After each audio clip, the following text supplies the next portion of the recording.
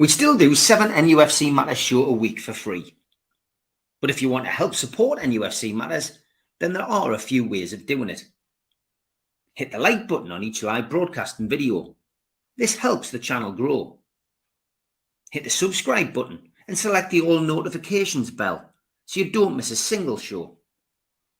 If you want to help us financially, then you can join the channel using this button with the membership starting at $1.99 a month.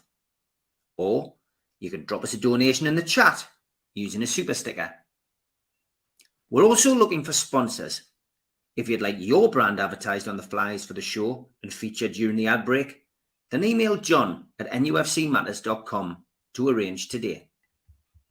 You're the joker, the expert, the voice, but you're one of the crowd. A vision of weakness, you're dull, but your voice is so loud. I'm the part of your joke, cause I draw more girls you hang round. You kill to make your imprint on my soul.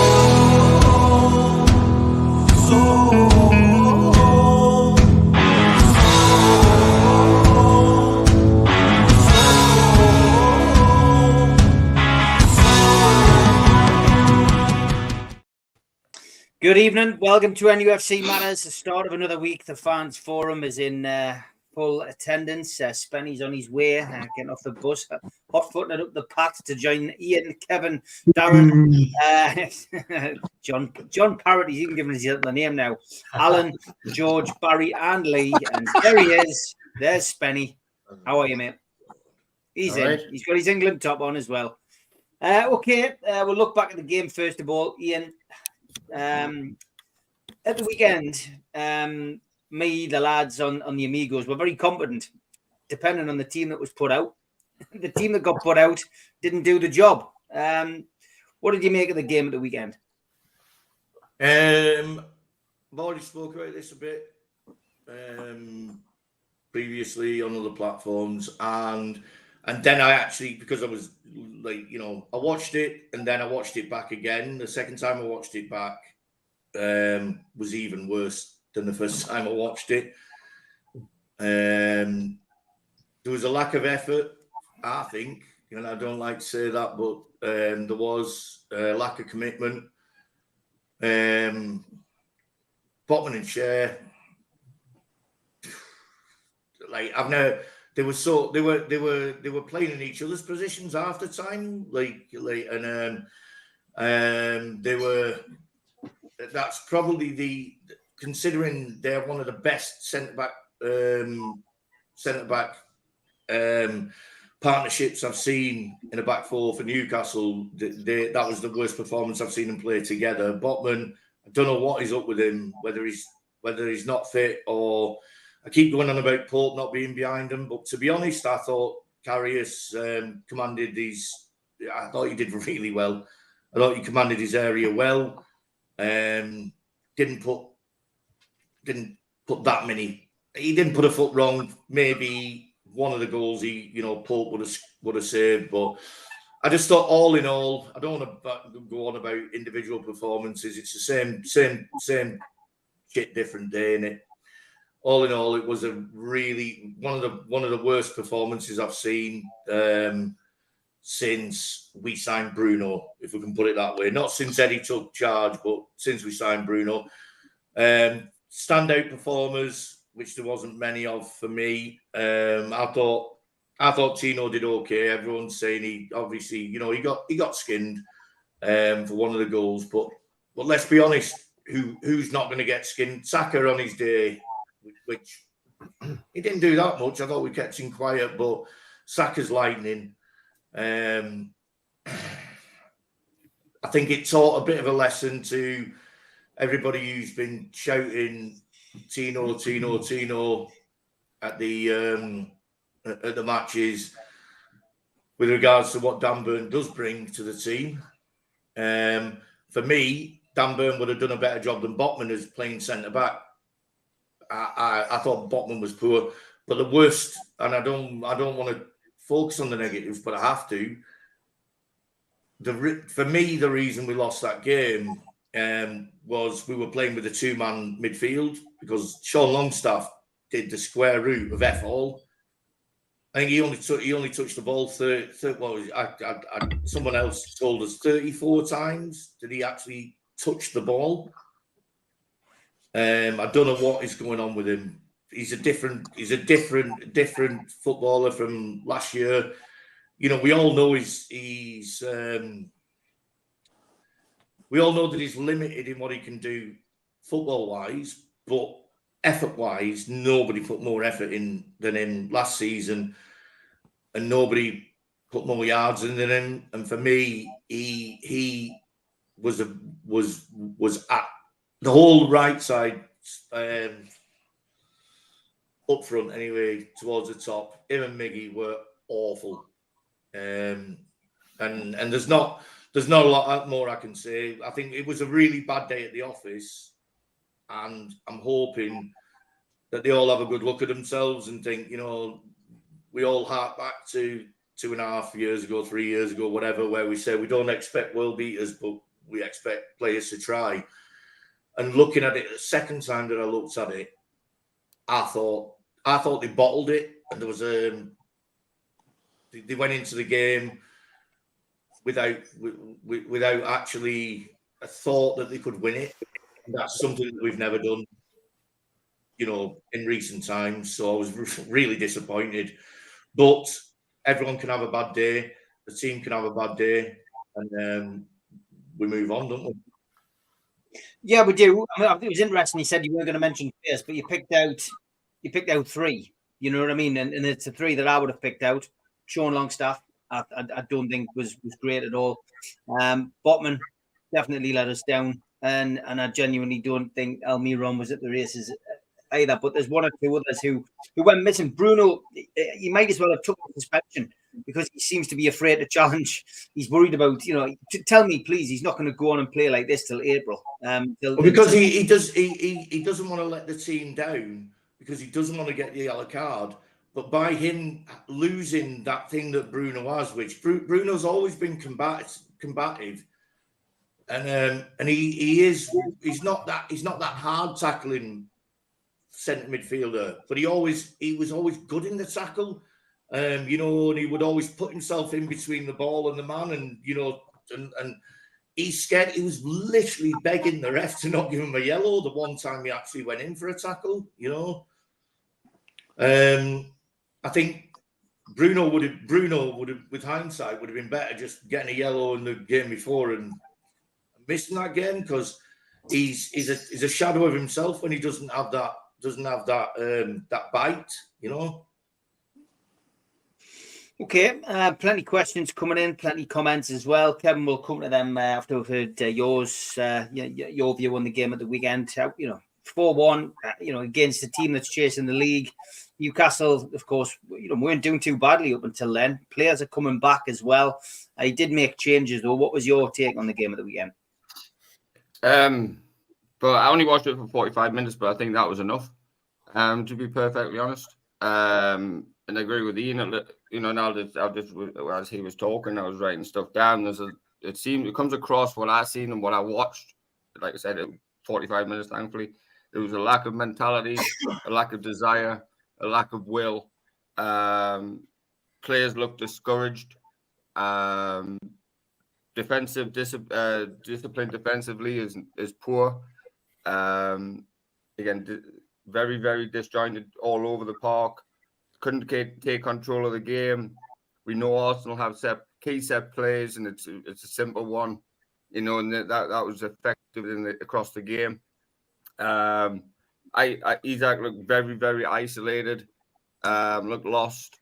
Ball just bounced off of him. But when we did go forward, there was zero creativity in the final third. Especially when you go, I predicted a sneaky 1-0 win based on if all of what I've said previously was put out in front of us, and it wasn't. You know, I don't know what the message is coming across from the coaching staff, the coaching team, to go out and put on a performance like that and play in a very, very low block and just try and play on a counter attack. That's we don't play that way. We didn't get near them. I thought we gave them too much respect. I thought within the centre of the midfield, Bruno there was a massive gap for Odegaard, who I highlighted as a player to nullify, and that didn't occur. But Arsenal are a good side, yes, but at the same time, we made them look like club world champions, to be perfectly blunt. It wasn't good enough across the park. You can look at the first goal. The ball comes in. We didn't clear that. It was a little bit unfortunate that how it did eventually cross the line. Hit a knee, hit whatever it did, and Karius made a great save off the first one. But then you've got to react to the second one. Somebody's got to take control and just put the foot through it and put it in where it rolls head. And that didn't occur. So it doesn't look like there's any. We have leaders, but it doesn't seem like nobody's taking full responsibility of that back four, back five, or the whole team. Like I said, right at the top, I think thankfully we only watched 45 minutes. And the shining light is Joe Willock got back on the pitch, and get minutes, got a goal. Didn't even see it. I haven't even watched the highlights back. I'm not going to give out, I'm not going to give my eyeballs any more torture. So, so unfortunately, it's like Ian said, we're just going over the same stuff that we've been talking about for weeks, and what I've been talking about for weeks in terms of, the mentality of the players, the mentality of the dressing room. What's that like? And that's the big thing, and that comes from the man at the helm.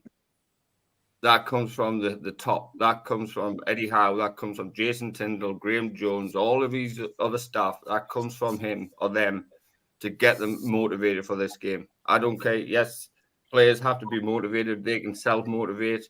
But Eddie Howe should have and surely had to have a game plan. And you come out and say we weren't technically good enough, we weren't tactically good enough. Well, what was the point in showing up then? That's your basic. We didn't do our basics. We couldn't do basics properly. We didn't run around. We didn't press. We just let them have the ball. And like I said, they look like a bunch of world beaters. Well, yeah, fair enough. They're good players. But if you get close to somebody, it makes them a little bit more difficult to play against. And they've done that with Bruno. They stopped him playing immediately because they knew if they get around him, they'll get him emotionally more invested in the game. Being on 9 yellow cards, whatever it is. So they knew that. They played on that. They'd done what we should have done. And fair play to Arsenal, outplayed. Fair play to them. But we'll move on to Tuesday night and see what happens there. Okay, Darren, you got the title last week, Mr. Negativity. Are you going to give it back to Alan this week? I'm not going to speak too negative. Yeah, we got beat. Forget about move on to the next game. Bad day at the office. Yes, we say it's just such a play bad, but it happens in life, unfortunately. So I'm trying to be positive, and it's one of them things. We got beat. It's not the end of the world. It's like I think what George said last week, hit nail on the head. Yes, overachieved, but this season a lot of teams know how we're playing, so we need to do better. But unfortunately, we're trying to do better. We've just been hit with injuries, and also would have been angry after we beaten them 1-0 down at St James's last year. So it's just about the others. Yes, commitment and effort. I don't think it's here because the players try, but it's not the end of the world. We got beat. Move on. Just forget about it and move on to the next game, Blackburn. So I'm not going to be too negative tonight for once. Well, that's a positive. First of all, Chippers, how's your hand? Is it standing up to the test of doing the podcast? Oh, yeah, it looks naughty, that, mate. You need to get that. We all know how we did that. We don't have to talk about it. We all know how we did have to go back to the walking centre because we're going back to the walking centre after this. No, I don't know what was worse, England bottling the Test match in India or this, because I mean, I'm lost for words, to be honest, because I can take it and beat, but I can't take a performance like that where we basically pull our pants down and say to Arsenal, there you go, mate. It's not right. It's not on. I'm sorry, but we expect a bit better from this. We set high standards last season. I expect a bit better than, turning up and conceding 2 corners to Arsenal inside 20 seconds of the match. It was ridiculous from minute 1 to minute 90. I'm sorry, but people can't. We've conceded 4 more goals again, and the goals weren't good goals. They were all goals that were avoidable again. Why on earth, when we were 2-0 down, we were still playing from out of the back was ridiculous. I mean, you could see they were high pressing, and we're still playing from out the back.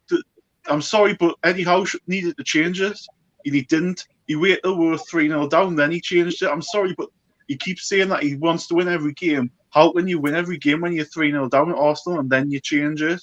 Or we're going to score 4 goals at their place where we haven't scored there in 10 years. I'm sorry, but something's not right. There's something not right between the scenes, in my opinion. I can't put a finger on it, but we're conceding far too many goals again, and it's a massive worry because, as this performance has been there for a while, in my opinion. I think we're lucky we've been playing teams of the likes of Luton and Bournemouth who haven't took advantage of their chances, and Arsenal did. Could have been more as well. That's the problem. How well were Arsenal really playing? Were they just having a training session with her? Were they just taking the piss out of her? We don't know. But one thing I want to question is what did the players want? Where was the desire? Where was the hunger? I would have liked to have seen somebody put a tackle in the first minute on them and say, you might beat one in 90 minutes, but we're going to give you a game. And again, that's where we're missing Joe Linton, a bit of physicality in that midfield, because the rest of them, Bruno's shit scared to tackle at the minute because he knows he's going to get a 2-game ban. Longstaff's like he's running in tar or whatever because he's just not, he can't run. And I feel for Miley because I think he's honestly playing far too many games at the minute, but we have no choice, unfortunately. Again, what Howe said after the game was a bit worrying, to be honest, and what he said before the game and the build-up was worrying. I don't know. I'm scratching my head because I don't know how we're still in the top 10 on performances like this. It just shows how bad the league is. If we're shipping goals like we are constantly, and we're still in with a chance of European football, the fact that Liverpool did us a favour yesterday by beating Chelsea, that was the only thing positive out of the weekend, because if Chelsea won yesterday, we might have been in a bit of bother for European places. But as you said last week, Steve, we might not be playing European football the way we're going at the minute. Tomorrow's the biggest game of the season. So if we keep playing like that in the league, I really worry that we'll just end up fading away and just fading to nothing, because Wolves on Saturday, they're above us now. They were nowhere near a while ago. Now they're above us. Teams are catching us.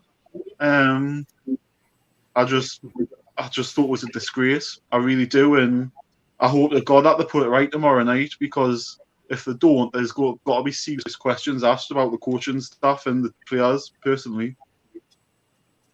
Okay, Spanny, thoughts on the game, mate? Well, I've got 2 positives from the game. Willick and Izzy came back. They were the 2 positives.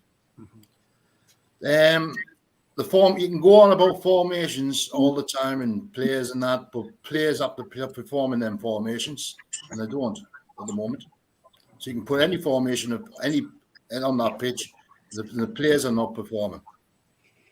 Also, it's not good being negative about past results either. You've got to be positive now and look for the future. We've got a cup game tomorrow night. Hope we progress to the quarter-final and get up and try to get results to get up that leg, because we've got a good run of teams we need to play now. I looked at that game and I switched it off as soon as you put the 2 centre-halves up, to be honest. So I missed the Willick goal. I haven't watched it since. I won't. I don't think I'll watch it ever again. The team differences were Arsenal can use FFP for signing the likes of Declan Rice and that for 100 million, and we can't. That's about it. Mm-hmm. Yeah, wasn't good. Lee, any comment about the game of the weekend? What was your thoughts? Pretty much a bad day at the office, boys, wasn't it? I think that gives us an idea of the class that we need to be if we ever need to progress, to which we're way off, literally way off. I think Dubravka rung in Eddie Howe in the morning, giving it the old, I can't come in, boss, I'm sick, I'm having the day off, which fair play to him. I would have done the same. I think it was a tough match to bring. I mean, obviously I've advocated giving Tino a chance. I think, Jesus Christ, talk about throwing a lad in at the fucking deep end. I mean, Jesus, Saka, and he gives him his chance. Personally, I'd have liked to have seen him at another time. But positives, Willock and Isaac. Hopefully, we've got one eye on the cup tomorrow night. Trippier, I'm not going to offend him too much because George will kill me, but second goal, it just goes to show the organisation. Carry on. Yeah, the organisation in that defence at the moment has just gone absolutely fucking wayward. I mean, Trippier didn't know whether to come, stay, and you could literally see him. It was like Keystone Cops, wasn't it? Yeah. What else have I got? Just Saka. I mean, Saka was class. You know, if that's where we need to be, we are 5 years off that minimum. You know, and that's not being negative or whatever, but. Like Spen said, just move on to tomorrow night. Like I say, hopefully they've got one eye on the cup. I'll be there, so they better win. Go on. Good. I'll be meeting you. Go on. But yeah, no, other than that, just a bad day. If it had been last season, this result would have really got on my tits. Because it's this season, I had it in my mind before. It's either going to be a 1-0 smash and grab for us, like a penalty or something like that, or we're going to get spanked. You know, and unfortunately we got spanked, but the work rate wasn't there, clear to see, but there's no point going on about that now. It's done. We'll see about tomorrow. Okay, Barry? Where do you start? The guys have pretty much sort of covered it. For me, I made the misfortune of watching it on Arsenal TV because that was the only channel I could get on, and they just basically took the piss out of us for 2 hours. It was lack of effort. Regardless the result, regardless the way we played, the players, the majority of the team looked as though they couldn't be asked. The effort was absolutely abysmal. They just didn't look interested. I think Karius had a reasonable game. I don't think he can be really to blame, even though he did flap at a couple of things. I can't pick out anybody who played particularly well apart from Willock. I thought Isaac did put the effort in, and he did come. The distance he had to come to try and pick up the ball was absolutely horrendous. Gordon was shocking. There was only about a period of about 20 minutes in the second half where he actually looked half the player that we've seen in recent games. It's just, for me, you can get beat. You can go away and get beat away from home. It happens. But to not put in any effort at all or come across as that was just... It was as if they were all at 60% fitness. They were just woeful. I mean, I have to say, I should have said it first, is well done to the lasses. I think the lasses did us proud as a club yesterday and showed the lads how it's meant to be done, not the way that we'll probably do against Blackburn tomorrow night. I'm hoping that's not another one where we just don't turn up, because I think I don't understand what it is with Eddie Howe. He seems to have...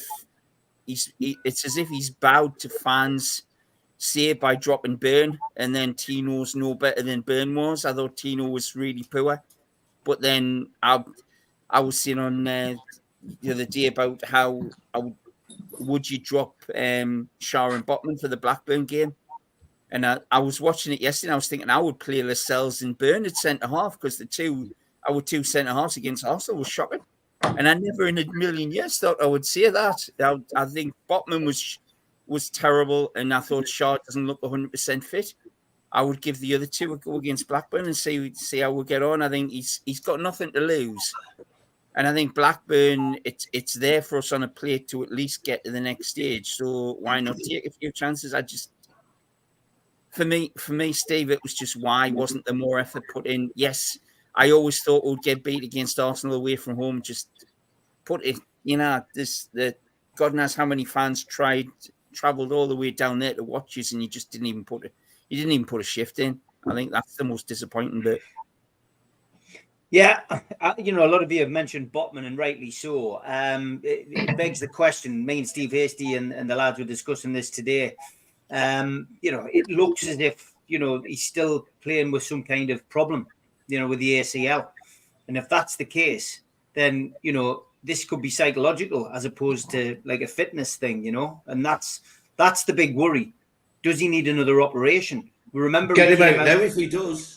Yeah, you remember he came out and said after the operation, he came out and he was quite vociferous on a club interview about the problems that he'd had.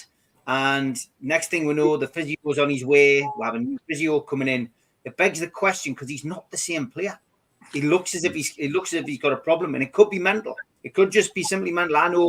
I know, and Kevin will know, and anyone who's played any kind of football at any level will know that anyone coming back from an ACL, it's a confidence thing. It's that first challenge. It's that first, you know, run. It's the fear you do it again, isn't it? And it's the fear that you do it again, exactly. And that's something which he's obviously never had to go through. And it's not a fitness thing. It's psychology. It's psychological. So, yeah, as you know, as Ian said, maybe it's a situation where we look at it and go, actually, let's get this sorted once and for all. And it means we could be without him until the new year. But let's get it done and get it done properly, because otherwise you run the risk of ruining the player forever, you know. Alan, sorry I've took up a bit of your time there. Give us your view on the game. Shambles. Yeah. And the thing is, lads, you know, you've touched on it just there, Steve. Sport, and Kevin touched on it, is all in the mind. We were beat in the tunnel. I saw them players and they were beat before they even started. And also, lads, I know it's a fans thing as well. Psychologically, as fans, we have not got the winning mentality. I've watched them for 54 years. I've never seen them win a trophy. Majority of us went down there expecting to get hammered. Liverpool never do like that. And them youngsters yesterday in the cup final played. They had that winning mentality. Sport, a lot of it is in the mind. We picked on the three players. You touched on a subject with Botman. Now, Longstaff has never been the same since he had his injury at West Ham 2 years ago, Steve. He used to tackle really bad. Doesn't tackle anymore now. But he had a good season. Longstaff last year, mate, you were saying. Yeah, he had a good season. You can't see he hasn't been the same player last 2 years. Last season, no, I'm saying he doesn't tackle anymore. Not he did last year. Last season he did, Alan. I don't think he did. But he certainly didn't tackle on Saturday, Darren. Just like what you said, Alan. They're mentally worried to get injured. Yeah. That's what it is. And Miggy, they're all holding back. And Miggy, since the rumours of him transfer, yes, he did play well against Aston Villa for 20 minutes or so, but he doesn't smile like George's highlight anymore. He doesn't. I think mentally, he doesn't feel loved by the club, and I think he'll definitely be away in the summer. I think his mind's been turned now with the club saying maybe behind the scenes we want you sold, and the transfer rumours have definitely upset him. The whole team. Bruno was targeted, lads, on Saturday. Miley and Longstaff do not join up. They do not like getting pressurised. When Bruno's with Joe Linton, they get out of them tight situations, 1-2 passes, and Bruno's got time to pass the ball. If you notice the press off Arsenal, they targeted Bruno. He had Jorginho was on him. Rice was on him. He had to either lose the ball or pass it back to Shaw and Botman. They were pressurised by their front players, and it went on all first half. We couldn't get out, and they had no answer to it. We had, and look at Miggy at the end of the first half. He was through. Did anybody expect him to score that? I didn't. I predicted 4-0. I was amazed we scored a goal. I was happy we scored a goal. We've got to move on, like Spenny and the lads have said. You cannot be too negative. But I asked the people in the chat who want how many players of that squad would get in the Arsenal, Man City, Liverpool teams? 2, 3? We've got a long way to go. And how people say, how's lost it? Hasn't got it, and this, that, the other. In my opinion, a lot of fans are going down dark alleys. He's hardly changed the squad because he cannot, like Spenny hinted at. Arsenal, until we get turnover 500-600 million, where a manager, whether it be how or not, can actually change the team on a regular basis, we will only be ever to be able to be finishing 6th and 10th. And that's how the cartel have got it. So we're restricted unless the manager's got the firepower to change it in the summer. Will he have? Or do I have to sell our major players so we'll go 1 step forward and 2 steps back in the transfer window? It was a bad day, but what gets me is, as a fan base, I want it to be number 1. I don't want it to go to Arsenal and Liverpool and Man United thinking we're beat. It's up to the players to change that mentality by winning, lads. In my opinion, you've got to go there, and they didn't want to win on Saturday, or they didn't think they could win. So straight away, you're 1-0 down. I always remember Roy Keane saying about Man United in the 90s and the noughties, we knew we were going to win the game because we looked at over the road on the other side and they knew they were beat before we'd even got on the pitch. And that was the first time under Eddie Howe we were like that. So it was a shambles. And the 3 players you highlighted, I feel sorry for Miley, like Chipper said. He shouldn't be playing as many games as he has. He's a young lad, 17, learning his trade, and he's not looking good. He shouldn't be playing every weekend. Look at the Liverpool lads who are now playing. They're in and out, like Bobby Clark and that Conrad, I think. They're in and out of the team and they look $1 million, but they're getting withdrawn and coming in for a couple of days. Like you say, Steve, like Supermax says, you put them in a few games and you withdraw them. You keep doing that until they're up to speed. I could go on and on, lads. I'll let George speak, but I am gutted.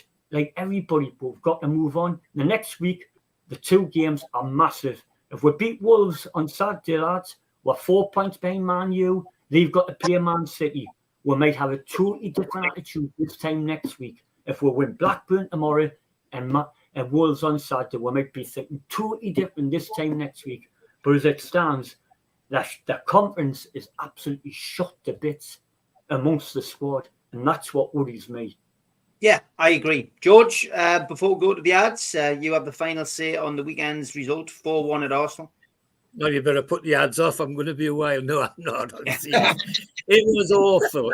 You can't. It's the only word you can use, isn't it? I mean, however, as you lads, week in, week out, have been saying, all the things that were wrong have been wrong for quite a while, and you lads have been picking them out. You don't need to be professional to see some of them. And they just continue. That's got to be laid at Eddie Howe's door and his staff. To over again and again be able to pick out the same things. And guess what? We missed Dan Burn. His physicality was missing. We've been driving the lad out of the team. The fact is, when he's in the middle of the park, his physicality is essential. If you leave him isolated like they've been doing, yeah, he gets done now and again. But how many fullbacks are going to survive against some of the players that he's playing against? So it was painfully obvious to me that his physicality was missed. I said to you a week or two ago about Miggy losing his smile. Well, good God, he didn't. I don't think he cracked the one at all on Saturday. And that's got to be in the dressing room somewhere, surely. I felt, after the Luton game, having watched that with our Neil here, I kept pointing 1 or 2 things to our Neil and saying, there's something wrong there. And the big one, of course, was between Dubravka and the defenders. They were arguing all the time. Karius, well, you can't blame him for any of the goals, in my opinion. He did what he needed to do. Good luck to him. But I would give him a run now that he's in the team. The young ones in the middle.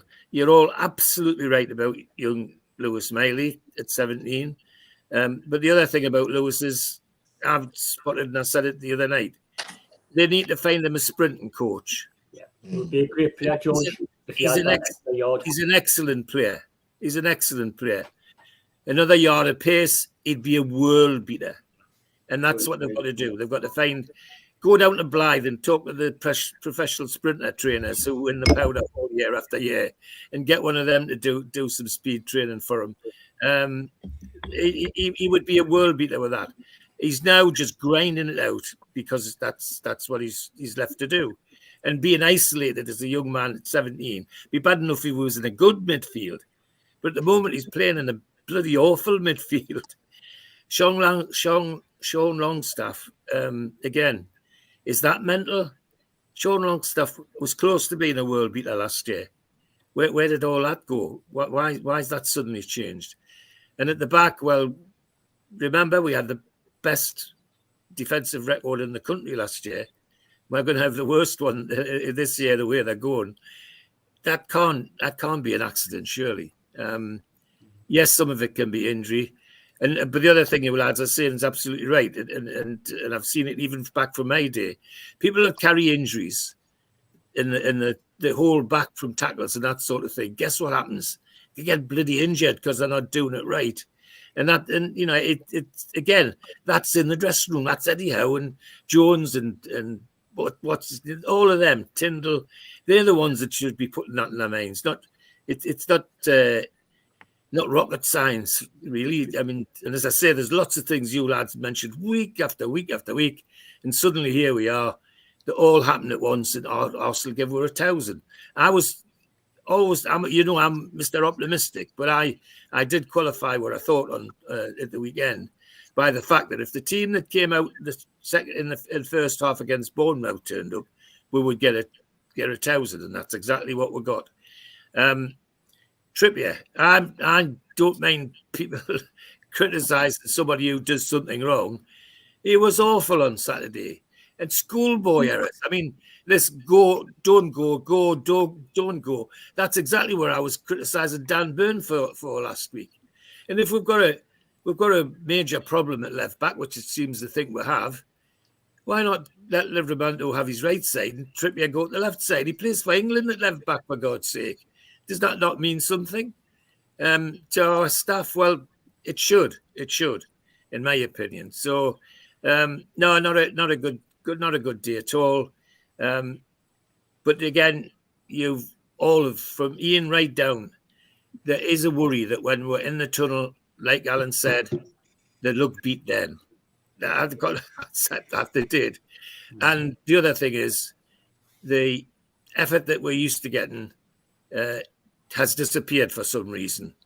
That 11 that went out against Arsenal on Saturday was an 11 that was there when Howe came in to clear up the mess Bruce left. Now, that's a big thing to say. That was the relegation team. Well, sorry, folks, that's what we're playing like at the moment. And that's from me, who's Mr. Optimistic. So I hope they can put it around, but I'm not as optimistic as I was, because the signs on there for me that there's not just things on the pitch. There's things in the dressing room that we don't know about. And I just don't understand those. When we've had such a collective in the dressing room for a fantastic season last year. Yes, other teams will know about, but we can change it. If we're savvy, our coach can change it as well. Are we savvy? I don't know. I'm not sure. I complained last week. I didn't think it was streetwise. Some of the things that Bournemouth got away with, and we didn't react to it. Why not? Well, that's enough. Awful is the last word I'd say. Awful. Yeah, Dave's in the chat. Stop messing, Steve. It's the lads drop off with their internet. They come back in at a different place, and I've got to remember where the lads were. Otherwise, if I don't concentrate, I'll end up coming to somebody who's already spoken or miss somebody out. So it's not me making people dizzy. It's the lads, unfortunately, with their internet wherever they are. Okay, time for the ads. A big thanks to all our sponsors, Skips and Bins. Go to their website, skipsandbins.com. Email inquiries at skipsandbins.com or telephone 0800 25 45 25 3. Easy contract free and pay as you go waste collection. Thanks to Mr. Vicky's Sauces, handmade in Cumbria. Go to their website, mrvickies.co.uk. Email info@mrvickies.co.uk or telephone 01768 210 102. Thanks to United Group Travel. go to their website, unitedgrouptravel.com, email info@unitedgrouptravel.com, or phone 01670 632 460, or mobile 0791 666 4174. They're a local company from Morpeth, and there are no strangers on our tours, just friends you haven't met yet. Big thanks to Media Arts for all the help with the video side of things. And if you want to subscribe to the channel, hit the subscribe button under the video. Click the thumb up to like the video, and click share to share to your social media. If you want to help the channel financially, you can pay a one-off £25 fee. You get a cup, a scarf, a pen, and a membership card, and entry into the NUFC Matters monthly draw. Email john@nufcmatters.com for more details, or if you've got a smartphone, scan the QR code now, and it takes you straight to the membership pack. We also support the food bank on this channel. Go to nufcfansfoodbank.co.uk and you'll find the matchday bucket. You can make a donation virtually today. You can also find us on iTunes, Spotify, and other podcast providers. We also do events during the year. NUFC Matters Live will be at the O2 City Hall on Friday, the 2nd of August, for an evening with Rob Lee, one night in Antwerp. Tickets start at £15, and you can get them from ticketmaster.co.uk. An evening with the entertainers takes place on Friday, the 24th of January 2025 at the Tyne Theatre and Opera House in Newcastle. Telephone 0844 249 1000 or visit the website tynetheatreandoperahouse.uk to buy tickets today. You can also catch me on the North East Footy Breakfast Show live on Toon Radio weekdays 7 till 9 a.m. on DAB, smart speakers, and the toonuk.com. Okay, welcome back to NUFC Matters. Don't forget, the end of season party is on the 20th of July, 5 o'clock till late at the Irish Centre, nufcmatters.com or newcastlelegends.com. £10 for your tickets, with the money going to Dementia Matters this time round. Okay, get yourself onto there. And I've also stuck the auction, 3 days left, into the chat. If you want a chance to win something signed by either Keegan, Waddle, Beardsley, Shearer, you name it, they're up there on the auction. It goes on for another 3 days. Stuff starting as little as £20. So get yourself on there as well. Okay, Newcastle play Blackburn Rovers tomorrow night. 7,200 fans will be supporting them at Ewood Park. Advice is to get there early and get into the ground early, with there being 7,200 to get in. There could be ticket ID checks as well on the night, so just give yourself plenty of time to get in. Obviously, give yourself a bit of time to get down there and have a bevy as well. But yeah, 7,200 fans will be going down to hopefully see Newcastle gain a place in the quarterfinals. It's a 7:45 kickoff. It is live on BBC One if you're not going down there. And as for updates from Eddie Howe today in the press conference, again, didn't give away too much. Just said that Elliot Anderson and Nick Pope were both on the way. Matt Target was on the way, but nowhere near close to playing games at this moment in time. No adverse reactions to anybody from the game over the weekend. So we will just have to wait and see what team he decides to pick. As for Blackburn, well, Kyle McFadden is eligible after his previous club, Coventry, didn't field him in the FA Cup. 37 now, the defender. He was in the Burton Albion side that Newcastle beat in December 2016. Blackburn made it to this stage of the FA Cup with a 5-2 home win over Cambridge and a 4-2 win over Wrexham. Last season, they got to the last 8 before losing at Sheffield United. And since making it to round 5, of course, Blackburn have sacked John Dahl Thomason, and he's been replaced with former Birmingham boss John Eustace. Away from the FA Cup, Blackburn have just won once in 13 championship games. They drew 1-1 at home to Norwich on Saturday. And referee tomorrow, Jared Gillette. It's his 3rd game of the season involving Newcastle. That follows the Carabao Cup exit at Chelsea and the FA Cup win at Fulham. There is no VAR in use for this tie, as it is not installed at the venue. So there you go, no VAR. Please, Darren, anyway.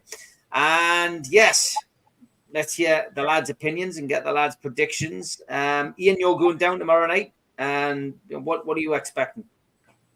Top curry across the road. Of course. Yeah, I've been well told that. We've got Gillette, the best a man can get. Hopefully he is, because he's not got any VAR tomorrow night. So we'll see what happens there. What I'm going to expect is me and Lee Pablo to be absolutely mortal when we go in. I hope not. I'm driving. Yeah, all right. Well, I will be. You can give us a lift home when I get kicked out. Yeah, no worries, right? No, well, you just stole me thunder, because all the stats that you've just give there, Steve, I had a few of them lined up, but reality is we should go there. Whatever team we put out, we should be able to win the game. I'm going away from this game, looking at what we've got to come for the rest of the season. We all know the games we've got coming up. This is pivotal for me. We put a good performance in here tomorrow night, and that can, with the players we've got coming back, Willett was a breath of fresh air, as we've all sort of alluded to. Isak I thought Isak looked good considering he's coming back from injury, and I think let's look on the bright side. We've been hit and miss all season this season because of the injuries. We've got to just keep looking on the bright side and say we win tomorrow, and that starts off the rest of the season. So for me, I think it'll be a good win, good day out. I'll meet Lee and his missus. I'll bring me punter repair kit, and just in case. And no, I'm looking forward to it. It'll be good. I think it'll be a good game. Okay, prediction from you, Ian? Oh, prediction now. I think we'll do it, mate. I think 4-1. Okay, 4-1. Kev, thoughts about tomorrow? What's he going to do? How do you see it going? And a prediction at the end. At this point, I don't know what he's going to do, to be perfectly honest. It's, I've just looked over their results. They've only picked up 2 league victories in about 4 months or something like that. I couldn't count all the amount of times they've only won the FA Cup, who against lower league opposition. But that's the FA Cup. It is what it is. They beat Stoke 3-1, who are in the bottom 3 of the Championship. So what does that tell you? You know what I mean? So they're sitting 16th in the Championship. I've got fond memories of going down to Blackburn. It's always a good day out. It's not too far away. It's a good place to go for an away day. But again, I just don't know. It all depends on the mentality and how quickly can he turn it around after the debacle of what that was against Arsenal. That's my big thing. I genuinely don't know. As long as we win and get through, I don't really care. Performance. It's more about the result in the FA Cup to get to the next round. Getting some feedback, lads. One of you's got your headphones out. I'm not sure who it is. Can you all mute yourself, lads? Just because it's spoiling what Kevin's having to say. Cheers, lads. Thanks. Okay, go on, Kev. Yes,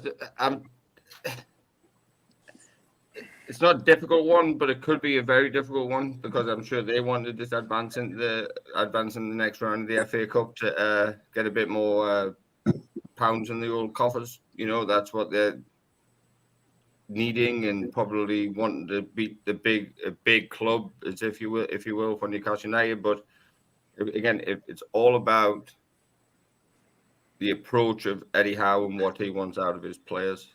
If he sends them out like we did against Arsenal and over the past 2 months or ever since January, in my opinion, if that comes to the fore tomorrow, it's going to be a very, very hard game and a very hard watch. But if we control the game through our possession and high press, which I don't think we're able to do based on energy level, fatigue, I just don't think we can do that. I think we'll just control the game through possession. If we do that, I think we'll be successful. And like I said, I think we'll in the FA Cup. It's the FA Cup. Performances don't matter. It's all about getting through the next round. I'll take a 1-0. I'll take a 5-0. It doesn't matter. But if you do get a heavy result in terms of a positive one, excuse me, that breeds confidence into the Wolves game.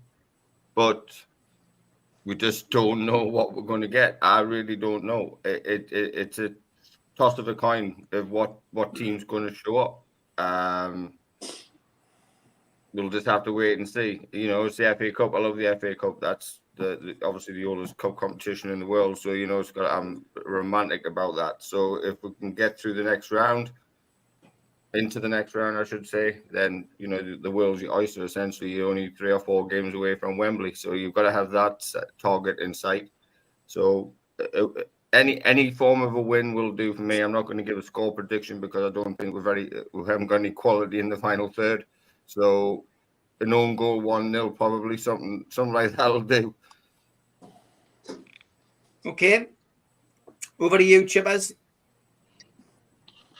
We've got no excuses tomorrow night for me. It's just we've got to get through. It's as simple as that. Because if we don't get through, I still think we've got a position to play for. But what's the mentality like in the team? If we get beat tomorrow night, is that our season over with them? Is that what's like? It all depends on how the players are mentally for this or all up for it because they weren't up for it on Saturday. So what's to say 3 days later they're going to be up for it for Tuesday night?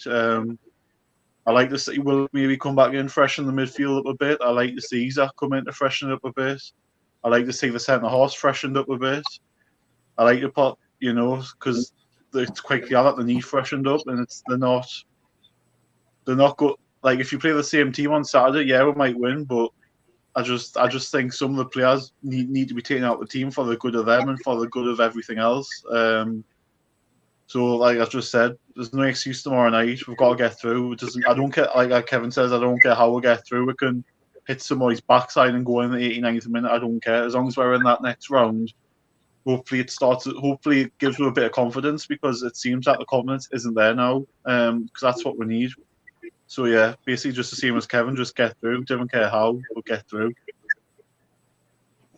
Okay, Darren? I do think you need to change the players up. In defence, I would change one player. I would give Bottom a rest and I'll play Lascelles. I'll keep Tino left back. 100% I would. Need to be playing regular left back and more match time. Midfield, if Willock's fit enough, I would give Willock to run out. But I fancy a chance at a Penman 3-1 or 2-1. I fancy a Penman 3-1. What about Lewis Hall, lads? What about Lewis Hall? Would you take Longy out and put Hall in midfield? No. If he's not a left back, what is he? If he wants to change, the only thing I would change Lewis Hall is for Tino, and I would play Tino right back. Do you know what I mean? Drop Trippier, but I wouldn't play. I get out. Need respect. I wouldn't play Dan Burn because yes, he wants. I just think he needs to change the team completely. You put Dan Burn back in, you back the same old scenario, same back four. If he plays Dan Burn, I'll be disappointed. So I think you need to. I hope he plays Willock for Miley, and I'll play Isaac up front and Murphy for Amron. That's what I would do, and I fancy Penman 3-1. Leave Longstaff in. I'll leave Longstaff, Bruno, and Willock. Okay, Alfie Harrison's getting a bit of a mention tonight from a few people. Potentially, young lad, supposedly closer to the first team than Lewis Miley was, but obviously Miley's had to the other day against Man City, didn't he? He scored and he's doing well. I would change it up. 100%, I would change it up. Either play Tino left back or you Tino right back, and you play Lewis Hall left back. And you play themselves, change it up. In defence, you need freshen up, give players rest. That's what I would do. 3-1 win for me. Okay, Darren's confident. George, are you? You're on mute, George. Kevin's. Sorry. You're sorted now. Yeah. It's the FA Cup's so a big romantic thing for me as well. As Kevin says, it isn't just a competition. But what annoys me is the beauty of the FA Cup is whether you play it Whitley Bay, West Allotment, or anywhere else in the country, it's always been exactly the same for everybody. And what did the Premier League do? One half's playing with VAR and the other half's not. How can that be the same? How can that be the same? It's either all or nothing. Yeah, I agree with you, Tony. That the mess it about like that, it just knackers the competition. It's one of the oldest competitions in the world, and we should give it the respect it deserves. That's Newcastle United. We've got a big tradition. People forget how many times, not only how many times we've won it. If you add semi-finals, we're up there with the top four. You know, they don't. So it's only in recent years that they've even got the touch with. So you know, we've got a tradition to hold on to. Who he plays shouldn't matter a jot against Blackburn. Not really. We should have 11 players in that dressing room who can go out and get a result against Blackburn. I mean, look at the team he played against Manchester United in the Carabao, and we beat them 3-0. I was expecting it to get turned over in that match, and we're brilliant. So it could happen again. Crafton Dummer at centre back. Well, it was as bad. It was Crafton Dummer, which is sounds like a good cheese. I don't know about football. You've got to expect it to win. If we don't win that, as somebody on the top row said, it might as well be season over as far as I'm concerned. It really would be absolutely depressing if we can't do it at Blackburn. And it has a bit of personal pleasure for me because for some reason I always seem to get to Blackburn games, and we've had some great experiences. Although I have to say the last one was a bit of a worry because I'd just come out of hospital. The lads wouldn't let us take them in the car. So they decided to hire us on the bus, and what a bloody nightmare that was, dear me. But it was a good game. Yeah, we should. Whoever he sends out should be able to beat Blackburn, for goodness' sake. And everybody's obviously been looking up, doing their homework and looking up the statistics. I couldn't believe how bad Blackburn had been this year. It's so bad. It's just unbelievable. But guess what?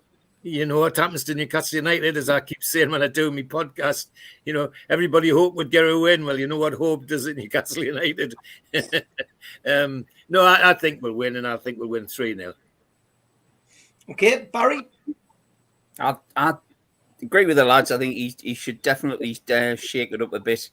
I think I would play Burnham Lascelles in centre half. Personally, I would maybe stick Tino in at right back. I'm not too sure about the left back position. I would, in an ideal world, I would play Trips, but it might be a chance to give Trips a break as well. I think we'll be too strong for them. I think I would have Barnes on one side and Gordon on the other if they're both fit, and I would just go for them. Yeah. I mean, for me, thankfully, Blackburn sold their best player in the transfer window, which was young Morton. Exactly. I think he looked absolutely class, and I think they've took a serious downturn ever since. I think we'll win. I think we'll battle, but only because of the lack of confidence we've got in ourselves. If we were riding high, I think we'd have turned them over and absolutely thumped them. But I'm hoping for either 2 or 3-1. I think Isak will pull through and score. I think it'd be far too good for their centre halves, and I think we'll go for it. I think it's the next round where we're going to struggle because I've got a horrible feeling we're going to get a big name in the next round.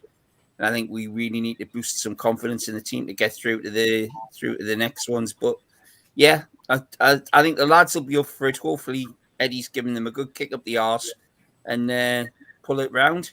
The only problem for me is who would you pick in goal, Karius or Dubravka? I think they both deserve another game, but I'm just praying like mad that Pope gets back sooner rather than later and helps sort the defence out a bit. Okay, Spanny. Well, I tend to agree with Barry. I think we're playing physical teams. We need physical defenders on. So I think we should go with Lascelles and Byrne as centre halves. And I also think we should go Kraft right back, give Trippier a bit of a rest, and possibly put Tino as left back for me. Top show. And Luis Willick, I will replace him with Bruno and give Bruno a bit of a rest in case he gets a booking again. I will play Barnes from the start as well. He needs a game, and this is the ideal opportunity for him to play. And that's my start. And I think we'll win. And it's a Shearer's derby in it. So I'll go with 2-0 to Newcastle. Okay, 2-0 to Newcastle. Lee, you're going down there tomorrow. You're going to have to babysit Ian. God help you. Yeah. Looking forward to the game, at least anyway. Yeah, no, my other half has managed to get some tickets from her company, so I'm going to go down and babysit Ian for a bit. Yeah, Come on, get him home to bed early. We'll take some deal, mind you, watching Ian.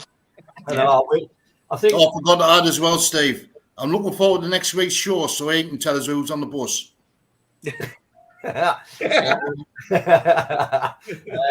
Yeah, no, you mentioned 7,200. I think it will probably be more like 13,000 because I know there'll be a lot from the northwest that always go to Blackburn because they never sell out.